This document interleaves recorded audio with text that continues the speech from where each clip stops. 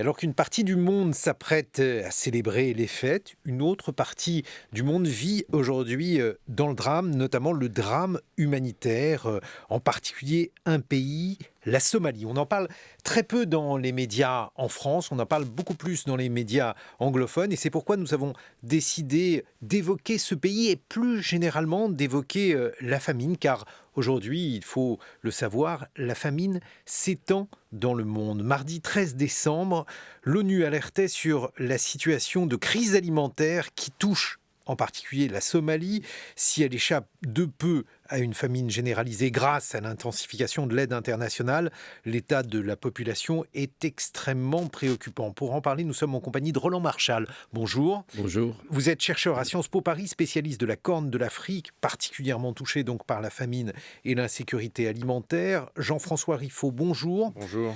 Vous êtes directeur général de l'ONG Action contre la faim en France. Votre organisation est notamment présente actuellement en Somalie. Peut-être quelques mots de la situation en Somalie, Jean-François Riffaut, et ce qui fait aujourd'hui Action contre la faim. La situation, c'est la guerre. La situation, c'est une crise alimentaire majeure, produite par les effets du dérèglement climatique et en particulier une sécheresse qui se répète depuis au moins 5 ans consécutifs, sur un lit de pauvreté généralisé et avec des déplacements de population importants. Donc aujourd'hui, quasiment 50% de la population est en situation d'insécurité alimentaire, avec différents niveaux de gravité à l'intérieur de ces 50% de population, quasiment 8 millions de personnes.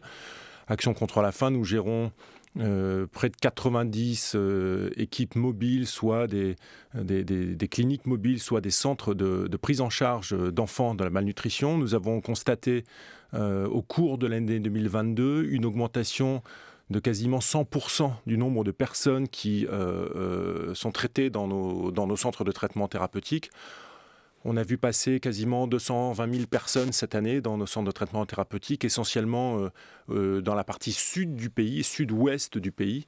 La situation est dramatique, mais elle est surtout malheureusement emblématique de toutes les mécaniques à l'œuvre qui produisent la faim et l'insécurité alimentaire. Et la Somalie, de ce point de vue-là, est un symbole dramatique d'un processus que l'on retrouve en Afghanistan, au Yémen, au nord du Nigeria, au Burkina Faso, ailleurs dans la Corne de l'Afrique aussi, où se mêlent sur un lit de pauvreté chronique les effets de la crise climatique, l'absence d'accès à des systèmes de santé et l'impact des conflits qui mettent les populations en très grande difficulté. Roland Marchal, si vous deviez nous présenter la Somalie et nous dire quelle est la situation politique, géopolitique de ce pays aujourd'hui. Je commencerai par dire que, un peu à l'inverse de ce qui vient d'être dit, on est face à plusieurs types de situations. Vous avez des endroits où la paix civile règne, plus ou moins, enfin plutôt plus que moins. Le nord du pays, pour aller très vite, même s'il y a 2 ou 3 enclaves problématiques. Dans le sud du pays, vous avez une situation qui est là aussi assez compliquée. À la fois parce que vous avez des modes de production qui sont différents. La zone que vient de citer monsieur est en fait une zone d'agropastoralisme, donc c'est une zone qui est traditionnellement très pauvre. C'est une zone aussi où les sécheresses sont d'emblée un coût important et se reflètent d'emblée par des migrations. La soudure, en général, elle se fait par les migrations vers les grandes villes pour trouver des emplois pendant quelques semaines. Donc vous avez... La soudure, c'est le moment où les récoltes, puisque c'est des récoltes, une agriculture par pluie, à l'inverse du reste de la Somalie, par exemple au nord de Mogadiscio, où là vous avez une agriculture irriguée, et au sud de Mogadiscio également. Donc vous avez ce qui veut dire que, pardonnez-moi Roland Marchal, ce qui veut dire que c'est une agriculture vivrière extrêmement précaire qui permet peu de... Pas forcément. Enfin, je suis désolé, il ne faut pas avoir une vision catastrophiste des choses. Les Somaliens se débrouillent. Ils se débrouillent souvent sans l'aide internationale pour des tas de raisons, par des intérêts, pour des problèmes de sécurité. Et même sans... Alors, il y a un coût humain important. mais en même temps, il faut quand même se rendre compte que ce pays a un potentiel, que les Somaliens ne sont pas simplement les témoins de leur propre désastre, ils agissent. Les réseaux de solidarité sont extrêmement vivaces et vont bien plus que dans le monde urbain. Donc il faut avoir une vision quand même un peu moins plate et un peu moins misérabiliste de ce qui se passe dans ce pays. À part ça, et c'est, je crois, l'élément le plus important dans ce qui a été dit jusqu'à présent, c'est le fait qu'on est, comme dans d'autres régions du continent, face à une situation où il n'y a pas toujours de sécheresse. Il y a très souvent des pluies qui sont insuffisantes. Donc, s'il faut gérer ça sur un an, ce n'est pas un énorme problème. La question qui se pose en Somalie, qui se pose au Soudan, au Darfour et dans beaucoup d'autres régions du continent, c'est que vous avez une accumulation d'années où les pluies sont totalement insuffisantes. C'est d'ailleurs ce qui est en train de se passer en ce moment en Somalie. Vous avez des endroits où il pleut. Et il pleut même bien. Le problème est que si vous regardez sur l'ensemble du pays, ces pluies sont trop faibles, elles sont trop localisées. À partir de ce moment-là, vous n'êtes pas capable de récupérer un écosystème qui va être capable de résister et de développer, de produire ce qu'on attend de lui pour que la population puisse survivre. Mais alors, d'où vient justement le fait qu'il y a aujourd'hui, alors les chiffres varient entre un peu plus de 5 millions de personnes et 8 millions de personnes en état de malnutrition avec des gradations différentes en Somalie. Vous l'avez dit au début, le fait que la Somalie, c'est un pays dont on parle internationalement essentiellement à cause du terrorisme et de Al-Shabaab et maintenant de l'offensive gouvernementale contre Al-Shabaab, qui ne concerne pas tout le pays, qui concerne en fait des zones très, très limitées à l'intérieur du pays, essentiellement au nord de Mogadiscio. Si vous voulez attirer l'attention des donateurs, si vous voulez attirer l'attention de l'opinion publique internationale, récolter des fonds, qu'est-ce que vous faites ? Eh bien, vous allez dans la dramaturgie plus ou moins misérabiliste pour expliquer que tout le monde est en train de mourir. Et donc, vous avez des chiffres qui peut-être reflètent la réalité, je n'en sais rien, je ne suis pas un expert de ça, peut-être l'exagère profondément, avec du côté somalien une volonté également, sachant comment la fatigue des donateurs, sachant que bon, si on rajoute un zéro ici, et si on rajoute 100 000 habitants là, peut-être ça ira aussi. Donc il faut, encore une fois, mon message c'est, moi je suis un analyste, mon message, c'est de dire qu'il faut être prudent dans toute cette cascade de chiffres plus dramatiques que les autres. Il y a peut-être d'abord une constellation de situations locales ou régionales qu'il faut analyser pour ce qu'elles sont et pas simplement dire que c'est le pays tout entier. Et puis ensuite, il y a des réseaux de solidarité qui ont déjà marché lors de la dernière grande famine qui était en 2011-2012. C'est ces réseaux-là qu'il faut réussir à redynamiser dans un contexte international qui est très difficile compte tenu de l'inflation sur le prix. Et la Somalie est un pays qui importe son malheur du blé russe et ukrainien. Jean-François, il faut une réaction. Non, mais je trouve que l'approche complexe est la bonne. C'est-à-dire qu'en effet, les choses ne sont pas plates et simples et descriptibles avec une phrase et une seule force à l'œuvre. Et ce que je retiens aussi, c'est que heureusement, les gens ne sont pas que victimes de leurs propres conditions. Et heureusement, et c'est très bien de le rappeler, et on est les premiers à le faire, que d'abord les personnes sont en charge de leur propre destinée et que c'est une posture que chez Action contre la faim, mais comme dans la plupart des grandes ONG, nous avons aussi. Cependant, on constate en Somalie, comme dans de nombreux autres pays, une dégradation de la situation de sécurité alimentaire, donc une augmentation de l'insécurité alimentaire au sens global. En termes purement quantitatifs, il y a plus de monde sur Terre aujourd'hui qui ne se nourrit pas correctement.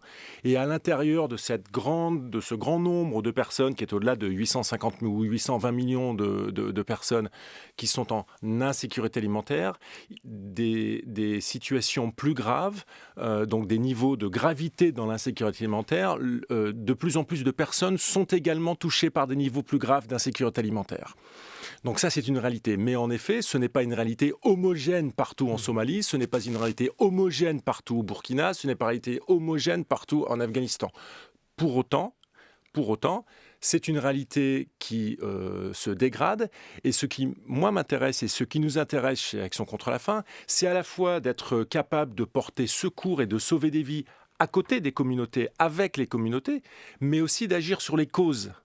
Et de ce point de vue-là, je le redis, il me semble que la Somalie, même si en effet l'ensemble du pays n'est pas en guerre, mais il me semble que la Somalie est assez illustratif des mécaniques à l'œuvre, une association entre des questions de sécheresse et d'impact climatique, un lit de pauvreté massif et une difficulté d'accéder aux soins et d'accéder aussi à l'aide internationale.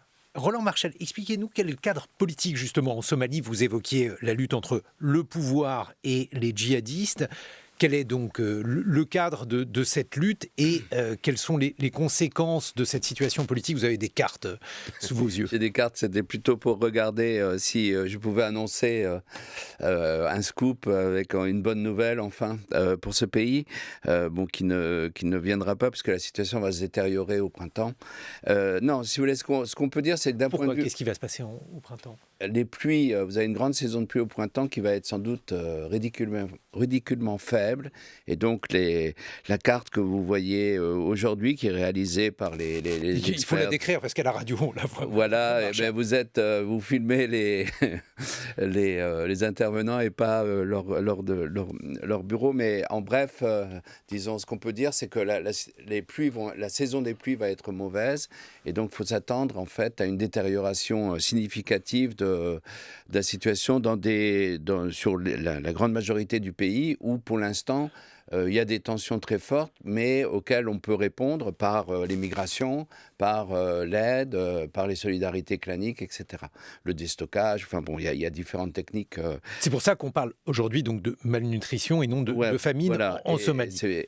Donc, mais on en parle quand même pour un nombre important d'habitants, donc je l'ai dit, entre 6 et 8 la solution n'est pas la même, évidemment. Si vous êtes au Somaliland, vous êtes dans une situation disons à quelques poches près, de paix civile. Donc ça veut dire que l'aide, le commerce fonctionne bien, l'aide éventuelle peut arriver. La question que vous avez, c'est l'accès des citoyens ou des familles au marché avec la question du prix des denrées qu'on peut leur proposer. Mais fondamentalement, si vous voulez, on peut être relativement serein. C'est une histoire politique à part depuis le début de la guerre civile. Vous avez aujourd'hui le nord-est, donc ce qu'on appelle le Puntland, qui lui aussi a une trajectoire politique à l'intérieur de la Somalie, donc qui a des relations avec Mogadiscio qui se sont notoirement améliorées depuis l'élection d'un nouveau président le 15 mai. C'est une zone pratiquement désertique avec un port extrêmement actif.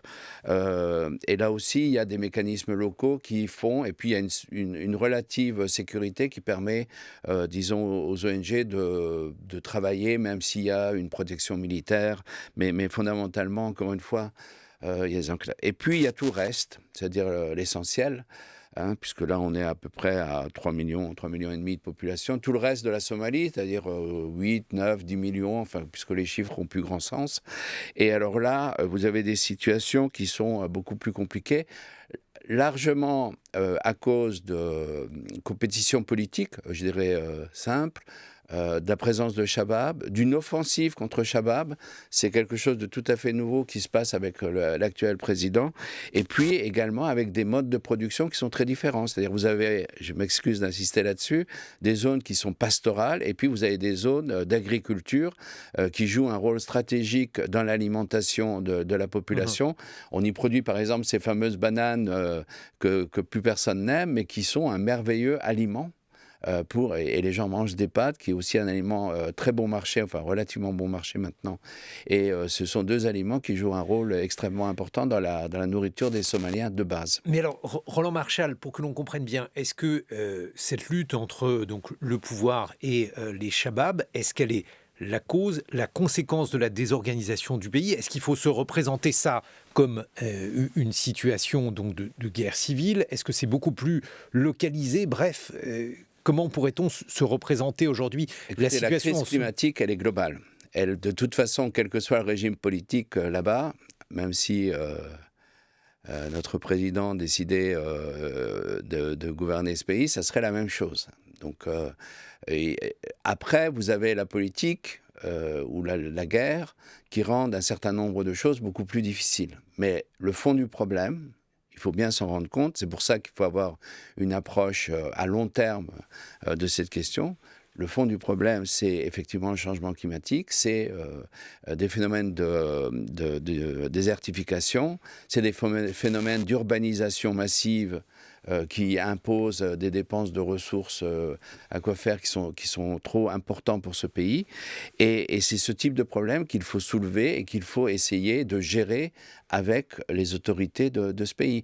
Shabab, c'est quelque chose en plus pour lequel on a dépensé beaucoup d'argent, peut-être pas de la meilleure façon, mais de toute façon, c'est un problème qui est relativement annexe. Jean-François Riffaut, qu'est-ce que vous en pensez, vous qui êtes le directeur général d'Action contre la faim? Comment fait-on pour justement travailler, si on travaille avec eux, avec les pouvoirs en place, comment fait-on pour justement venir en aide à ces populations qui font face à une situation de malnutrition aujourd'hui? D'abord, on est des acteurs locaux, c'est-à-dire que même si nous sommes des organisations non gouvernementales internationales, 95% des équipes sont des équipes locales, des nationaux. En Afghanistan, ce sont des Afghans, en Somalie, ce sont des Somaliens, etc., etc. Donc ça, c'est un point important parce que cela dit la capacité d'acceptance de la population, mais aussi la capacité de nos propres équipes de connaître la réalité. Et de connaître la réalité, et pas uniquement locale au sens au niveau du pays, mais aussi locale au niveau parfois de la province ou du district. Et aussi, du coup, de l'usage de la langue et du dialecte. Donc ça, la question de cette forme de localisation est extrêmement importante parce que cela nous donne la capacité d'être intégrés dans les dynamiques sociales de ces pays, en Somalie comme ailleurs. Mais l'autre point sur lequel je souhaite insister, c'est qu'on présente souvent les questions d'insécurité alimentaire grave de manière extrêmement dramatisante et en les limitant uniquement à des crises humanitaires. Certes, oui, bien entendu, et c'est épouvantable et c'est inacceptable et c'est pour ça que nous sommes là. Nous sommes là pour sauver des vies aux côtés des populations qui se sauvent elles-mêmes aussi. Et donc nous sommes dans une situation de multiples crises humanitaires urgentes en matière de sécurité alimentaire. Cependant, ces crises humanitaires ne doivent pas cacher une crise qui, pour moi, est beaucoup plus grave, qui est une crise systémique.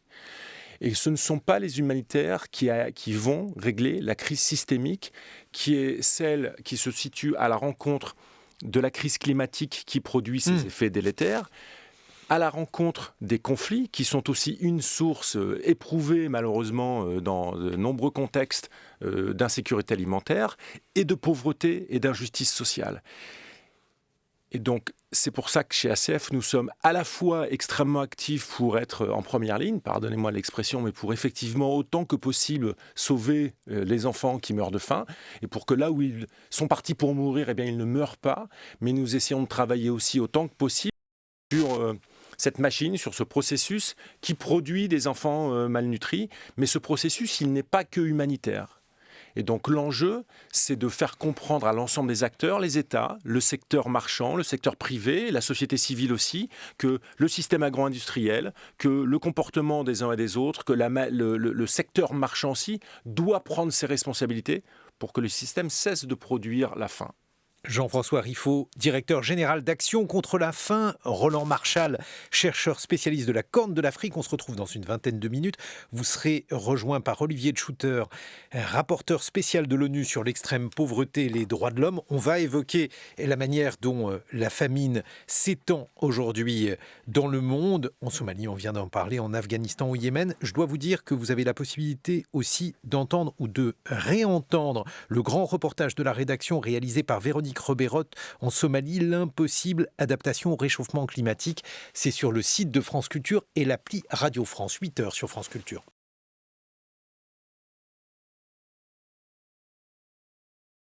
Nous continuons donc à parler des causes de la malnutrition, de la famine. On va d'ailleurs donner des définitions précises de ces situations. Nous sommes en compagnie de Jean-François Riffaut, directeur général d'Action contre la faim, et nous accueillons Olivier de Schutter. Bonjour.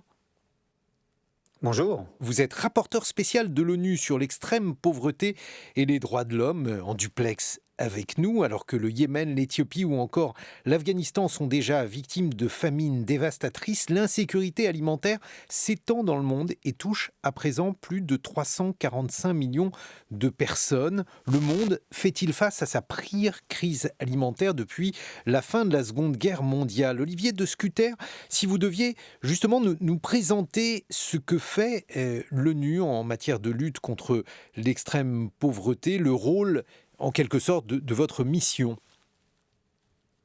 Oui, bonjour. Écoutez, le rôle consiste à alerter les gouvernements sur la nécessité d'investir plus en protection sociale, mais aussi d'inciter la communauté internationale à se doter d'outils préventifs.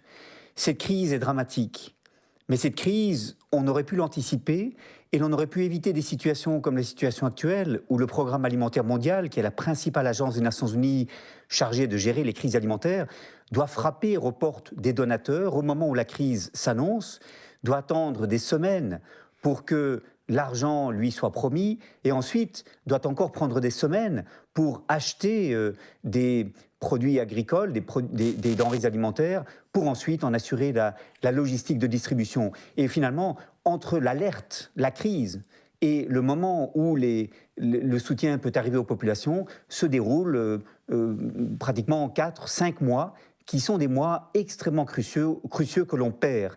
Et ce qui est tout à fait scandaleux, c'est que la communauté internationale n'a pas, jusqu'à présent, un outil permettant de répondre de manière rapide à ce genre de crise. Et donc, les populations se déplacent, les gens migrent parce qu'ils n'ont pas de quoi survivre là où ils se placent.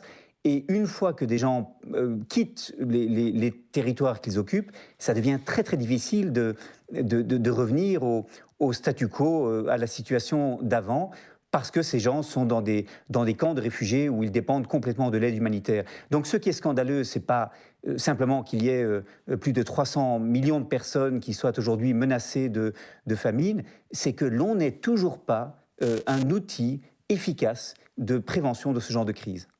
Jean-François Riffaut, justement, s'il fallait nous donner des définitions de la malnutrition, de la crise alimentaire, de la famine, vous qui êtes directeur général d'Action contre la faim, faites-nous des distinguos sur ces différents termes.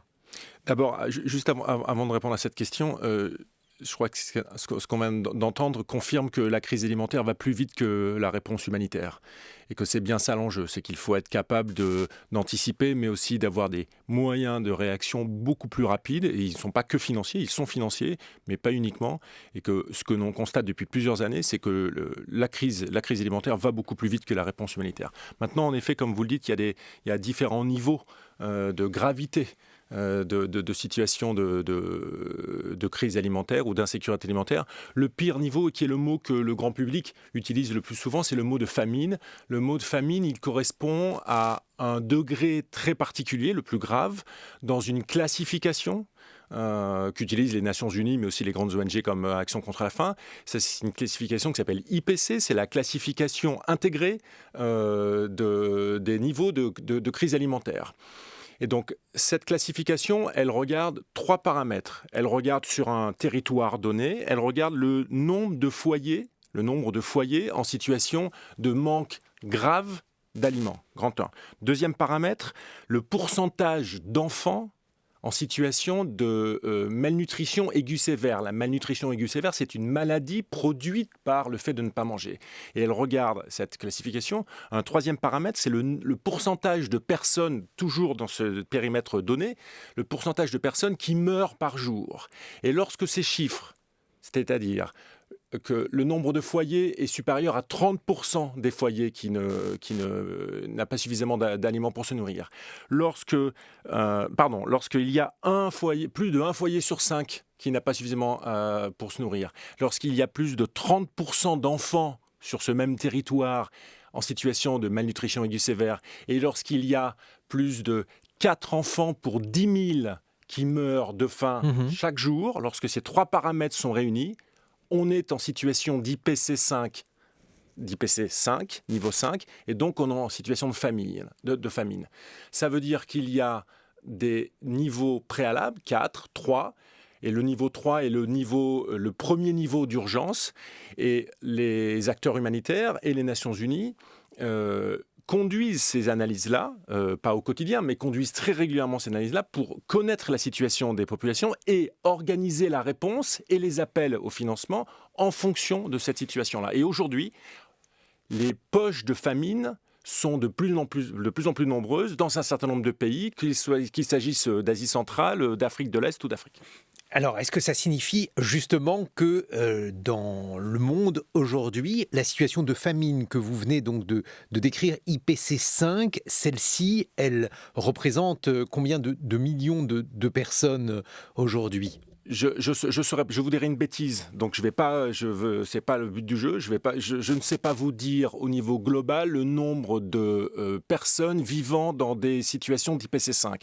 Il y en a certainement plusieurs millions. En revanche, ce que l'on sait, c'est que lorsque le chiffre global augmente, on sait que le chiffre à l'intérieur les niveaux de gravité augmentent également. Et le chiffre global, il augmente depuis 5 ans. On est aujourd'hui à 828 millions de personnes qui ne se nourrissent pas suffisamment. Et les 300 millions que vous indiquez sont un degré supplémentaire de gravité. Et justement, Olivier de Scuter, vous qui êtes rapporteur spécial de l'ONU sur l'extrême pauvreté et les droits de l'homme, cette situation est une situation qui empire, puisqu'il y a quelques mois encore, on considérait, avant que la guerre en Ukraine ne provoque un renchérissement des denrées alimentaires, on considérait que la question de la famine était aujourd'hui une question en grande partie, non pas réglée, mais en voie de règlement. Alors, oui et non. C'est-à-dire qu'on a une situation sur les marchés des produits agricoles qui s'est un peu normalisée quand même depuis quelques mois, depuis, je dirais, le pic des prix qui a été atteint au mois de mars-mai 2022. Aujourd'hui, l'index des prix alimentaires de la FAO est à peine plus élevé qu'il ne l'était il y a 1 an, en novembre 2021. L'augmentation est de 0,3%, c'est-à-dire qu'on reste dans une situation relativement stable au niveau des prix. On a passé le pic le plus difficile. Oui. Ce qui veut dire, pardonnez-moi, vous êtes en duplex, Olivier de Scuter, ce qui veut dire qu'aujourd'hui, en réalité, à l'échelle du monde entier, il n'y a pas d'inflation alimentaire ? Alors, il y a une inflation un peu plus forte pour les céréales, où l'augmentation a été de 6,3%. Mais la véritable explication du renchérissement du prix des produits alimentaires se situe non pas au niveau des produits agricoles et des matières premières, mais se situe au niveau de la transformation, la distribution, la spéculation également qui explique une partie de la hausse des prix. Ah oui, mais ça peut. Concentration. Dès lors, au final, ça peut provoquer une augmentation du prix, puisque par exemple, on évoquait le renchérissement du prix de la viande de poulet qui est lié donc aux céréales, mais aussi au fait qu'il faut réfrigérer cette viande et donc utiliser de l'énergie. Bref, au final, on peut assister, Olivier de Scuter, à une augmentation du prix de ces denrées alimentaires. Absolument, et cette inflation, elle est très forte pour les denrées alimentaires dans le monde en général, où les prix des denrées alimentaires augmentent plus vite que l'inflation en général. Mais cela ne tient pas à une rareté des produits agricoles dans le monde. Ça ne tient pas à un déséquilibre entre l'offre et la demande. Cela tient, par contre, à la manière dont les systèmes agroalimentaires sont organisés, la concentration très forte dans ce secteur au niveau des grands traders de céréales, au niveau aussi de l'industrie de transformation et de la grande distribution. C'est là, au fond, qu'il faut porter le fer, parce que c'est là que l'inflation d'aujourd'hui trouve son explication principale. On n'est pas dans une situation de pénurie à l'échelle mondiale, et en fait, à part une chute explicable facilement par le conflit de production de maïs en Ukraine, on a des niveaux de production en 2022 qui sont relativement stables par rapport aux années précédentes et qui restent donc assez bons en général. Jean-François Riffaut. La raison pour laquelle la crise alimentaire dans laquelle on est n'est pas qu'une crise humanitaire, et la raison pour laquelle c'est une crise politique, c'est parce qu'il y a à peu près 10% de la population du monde qui ne mange pas à sa faim, alors que le monde gâche 30% de ce qui est produit. Il y a d'un côté 800 millions, plus de 800 millions de personnes. 10% d'humains. Oui, à peu près 800 millions de personnes, donc quasiment 10% de la population qui ne mange pas à sa faim, avec différents degrés de gravité. Et de l'autre côté, 30% de la production d'aliments qui est gâchée. Et donc on voit bien que ces deux éléments-là, ces deux chiffres-là, traduisent une réalité insupportable. Jean-François Riffaut, est-ce que ce chiffre de 800 millions, il est en progression? Oui, il est en progression. On était à 630 millions en 2016, ou en 2017, et nous sommes à 838 ou 828 millions en 2021. Donc augmentation sensible. Donc en augmentation sensible, parce que la faim n'est pas uniquement n'est pas une fatalité, parce que la faim, c'est la somme de paramètres qui aujourd'hui se dégradent dans la plupart des pays qui sont les plus pauvres. Ces paramètres sont les conflits. Il y a une corrélation avérée entre la présence de conflits armés et le nombre de personnes luttant contre la faim, la pauvreté, l'impact du changement climatique, mais aussi l'accès aux droits et les systèmes de protection sociale. Et quand je parle de l'accès aux droits, je parle de la variété d'accès aux droits, au pluriel, des personnes et des femmes en particulier. Et que donc ces paramètres-là aujourd'hui s'aggravent. Et c'est d'autant plus inacceptable de voir que le monde a cependant la capacité de répondre à ça. La capacité de répondre à ça, c'est de corriger, c'est de réguler les marchés, comme cela vient d'être dit, c'est d'avoir un impact sur le prix des denrées, des matières premières, mais aussi le prix des produits finis, et c'est de travailler sur l'ensemble des systèmes qui aujourd'hui contribuent à la fois à augmenter le dérèglement climatique et donc, par voie de conséquence, à augmenter la faim dans le monde. Olivier de Scuter, donc ce chiffre qui est en augmentation, comme vient de l'évoquer Jean-François Riffaut, d'Action contre la faim, et l'ONU l'explique également du point de vue politique, parce qu'on a donc bien compris qu'il n'y avait pas aujourd'hui de manque d'aliments à l'échelle du monde entier. Donc, est-ce que c'est une question donc d'insuffisance des politiques, voire d'abandon des politiques? Est-ce que c'est une question liée aux différents conflits dans le monde? Comment expliquer cette progression donc de nombre de personnes souffrant de la faim? Écoutez, l'explication principale, c'est simplement que les États n'ont pas investi suffisamment dans la protection sociale. Les 828 millions de personnes qui souffrent de sous-alimentation dans le monde, ce sont des personnes dont le pouvoir d'achat n'est pas suffisant pour faire face à des prix alimentaires trop élevés pour elles. Et ceci, dans un contexte où l'inflation mondiale progresse, est encore plus vrai. L'OIT estime que pour la première fois depuis plus de 20 ans, les salaires réels à l'échelle mondiale vont diminuer de près de 1% en 2022, et dans l'Union européenne, la réduction des salaires réels est de 2,4%. Les salaires nominaux vont augmenter un peu, mais cette augmentation des salaires nominaux ne compense pas l'inflation des prix alimentaires. Donc, le vrai problème à l'échelle mondiale, c'est l'absence d'une protection sociale suffisante, l'absence de législation sur les salaires minima requis pour conduire une vie digne. Et au fond, ça, c'est une question qui n'est pas technique, qui ne dépend pas des agronomes ou des ingénieurs, c'est une question politique. C'est une question de volonté des gouvernements de mieux protéger les personnes en pauvreté contre les risques de prix alimentaires trop élevés. Aujourd'hui, c'est cela l'explication principale de notre incapacité à réduire les chiffres de la faim dans le monde. Mais on a l'impression, mais c'est peut-être un stéréotype, on a l'impression que beaucoup de ces pays, le Yémen, la Somalie qu'on vient d'évoquer, sont dans des situations politiques tellement complexes que le gouvernement n'a plus véritablement le pouvoir, Olivier de Scuter, de faire ce que vous venez d'évoquer, autrement dit une intervention sur les prix alimentaires, voire on a l'impression qu'on a affaire à des États faillis qui provoquent une certaine anomie et renforcent encore la désorganisation des marchés alimentaires. Vous avez évidemment raison, mais sur ces 828 millions de personnes en situation de sous-alimentation, c'est une faible proportion qui est dans ces États que vous citez, comme la Somalie, le Yémen, l'Afghanistan, où les gouvernements sont inexistants, les conflits persistants et l'incapacité de gouverner le pays réel. La plupart de vous diriez que c'est une faible part, ça veut dire, alors je ne vais pas vous demander des chiffres impossibles à trouver, mais si vous deviez qualifier cela, quelle est la part de personnes souffrant de malnutrition qui habitent justement dans des pays où l'État est failli ou empêché par la guerre? Est-ce que c'est possible de nous dire cela, Olivier de Scuter? Mais dans ces pays qui sont en situation de quasi-écroulement, il y a probablement 35 millions de personnes, 40 millions de personnes peut-être, qui exigent une aide humanitaire d'urgence parce le gouvernement n'a pas les moyens d'agir. Dans tous les autres pays, les gouvernements ont les moyens d'agir et ils n'ont pas la volonté politique de le faire et ils ne bénéficient pas d'un soutien suffisant de la communauté internationale. Vous savez, depuis des années, nous plaidons pour un fonds mondial pour la protection sociale.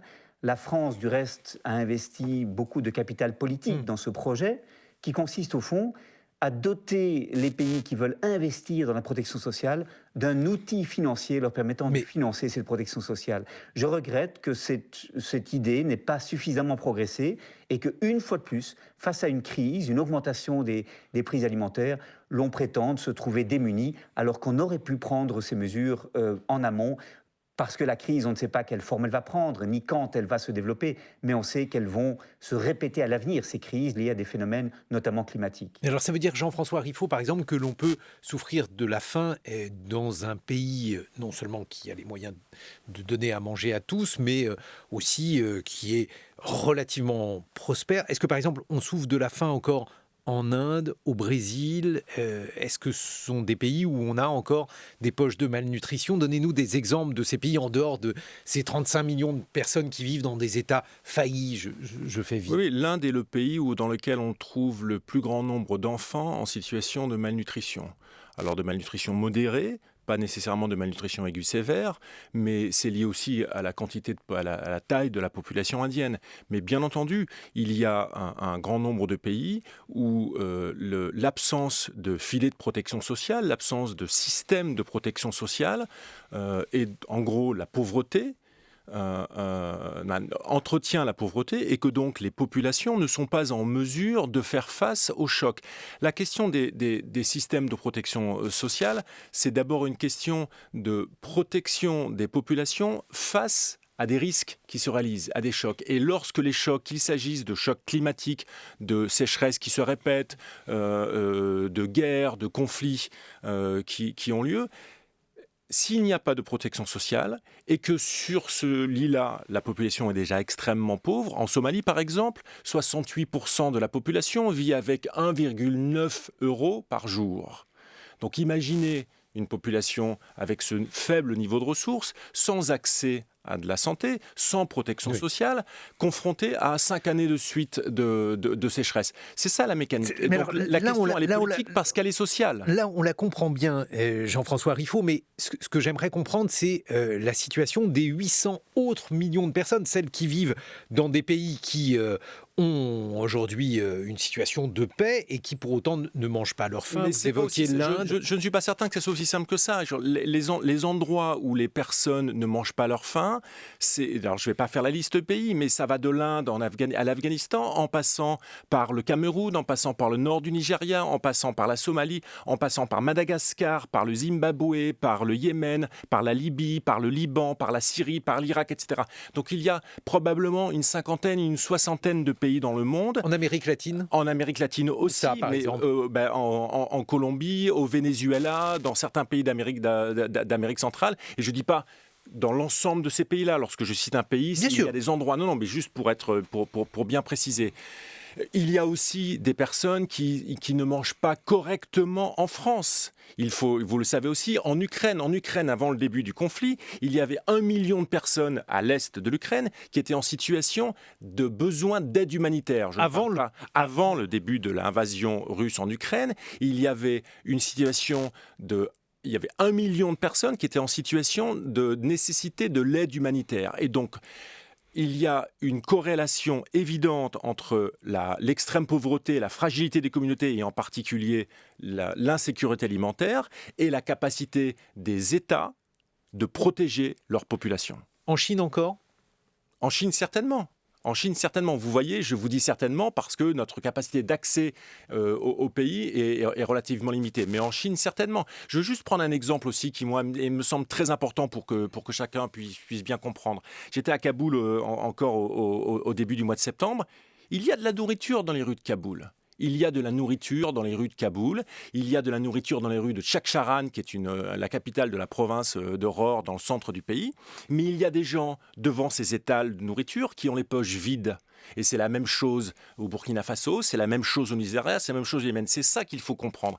Il y a des produits qui sont produits et qui poussent sur place, mais les gens, devant ces produits-là, ont les poches vides. Et de l'autre côté, il y a des paysans que nous accompagnons chez Action contre la faim en Afghanistan, qui ont réussi à faire la moisson cet été et qui avaient du blé devant eux, et qui me disaient « Nous sommes extrêmement heureux des travaux que nous avons faits avec les gens d'ACF. En revanche, nous n'avons personne pour acheter notre blé. » Un mot de conclusion, Olivier de Scutter, sur ces situations qui sont des situations très dissemblables, donc de l'Afghanistan à la situation en Inde ou encore en Ukraine. Oui, effectivement, ce sont des situations dissemblables. Je crois que la clé, c'est de comprendre que l'on n'a pas investi suffisamment depuis des années dans la production alimentaire locale.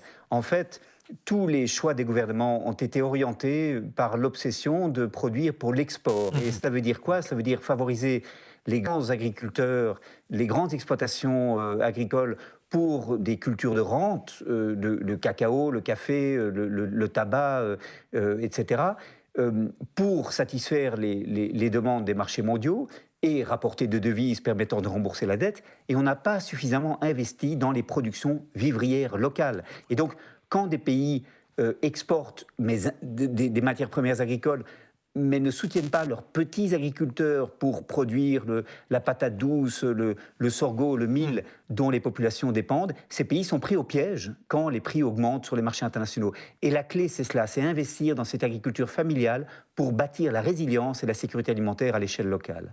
Merci beaucoup Olivier de Scutter. Je rappelle que vous êtes rapporteur spécial de l'ONU sur l'extrême pauvreté et les droits de l'homme. Et merci beaucoup Jean-François Riffaut, directeur général d'Action contre la faim. 8h44 sur France Culture. Dans quelques instants, le point sur l'actualité.